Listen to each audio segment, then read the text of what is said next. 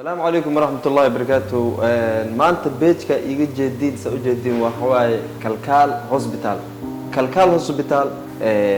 أنا عنيجي كوات لبس سنة يو بركور أنتو كل شيء أنت كان كالكال كان سدي والله هو شو ذا بوجيو سيده هوش يو قبتين وحول بوهول فضدين تا مركي لبعض محايب سوء عليو إكان oo isbitaalka labaad buuxa magaalada mar labaad igu soo celiyo unigayga labaad oo inta igu dhashtay sidii si ka daran la igu soo dhaweeyay hadan oo waxa waaye mudnaanta unigayga labaad oo faraxsanaa ay dhashtay soo dhawo kula dunida ku soo dhawo isbitaalka kalkaal saddexaad afraad unigayga Kenya doo ku dhashtay ama Canada isbitaalka kalkaal loo soo ilaa naagtay 9 bil markeed noqoto